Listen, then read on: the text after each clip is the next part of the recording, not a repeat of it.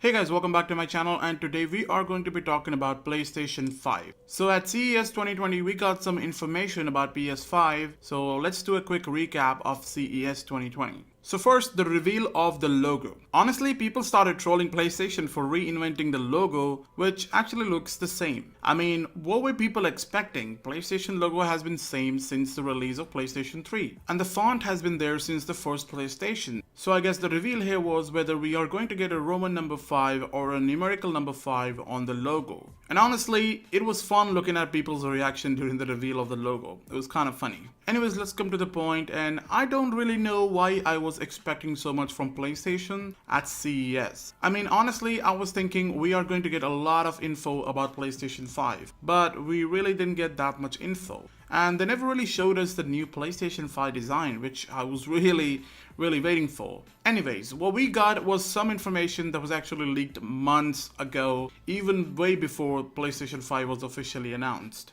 The first feature that was announced is 3D audio sound. 3D audio sound can be used to improve the sense of realism by making more accurate adjustments to the audio depending on the environment surrounding the player in real time. So this is really a big step forward in the gaming industry when it actually comes to the audio.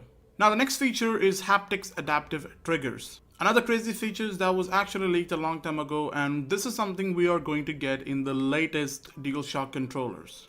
Now, if I have to explain to anyone what this adaptive triggers do, I'll say like this. So for example, in a game, if you are stuck in a mud, you would need to put more pressure on the triggers button to get your character out of the mud. So depending on the situation, your controller will act differently. In some cases, you would need to put less pressure on the trigger and the triggers will move easily, but in some cases it will be difficult. The PlayStation 5 controller is expected to have a chunkier design, larger touchpad, back buttons, a built-in microphone, and smaller sticks. There are more features that are not yet revealed.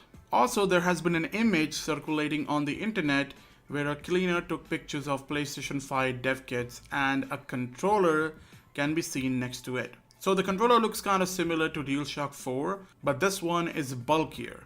The touchpad looks different, but there are many features, basic features that are actually missing from this controller. But we do understand that because this is a prototype version of the controller and the PlayStation 5 itself is a prototype. So when we all get our hands on PlayStation 5, the final product will look way different when compared to this prototype that you see here. This prototype is called a dev kit. It is given to the game developers to create a game using the latest rig. So this is done so the developers can actually make a game for PlayStation 5 and release it when the PlayStation 5 comes out. So there are many games that are coming out for PlayStation 5 like Godfall, Ghost of Tsushima, God of War 2, Spider-Man 2, The Elder Scrolls 6, and more games that are coming out for PlayStation 5. And honestly, that's how it actually works.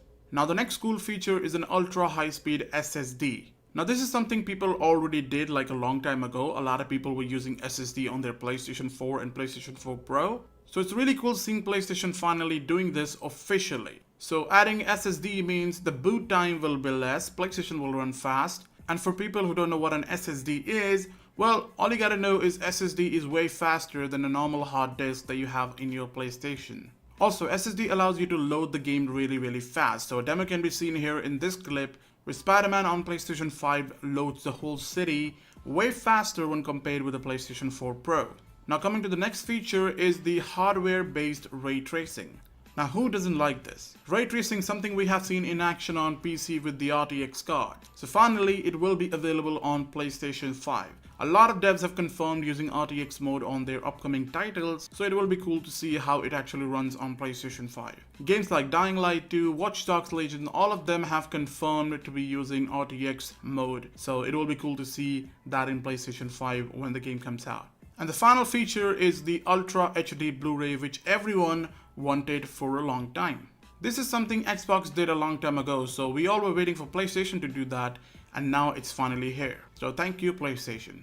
Now there are some features that were leaked months before PlayStation 5 was officially announced, but now the only difference is that these leaks are now being confirmed officially by the PlayStation themselves. All of them was confirmed at CES 2020, which is really cool. So being a fan of PlayStation, I'm actually really happy. What I'm not happy about is actually my personal opinion, is the design of the prototype. Well, I don't like that. Hopefully they will make some changes to it, because what they did here is they tried a mix of a retro style and the futuristic style, which looks cool in some concept art, but the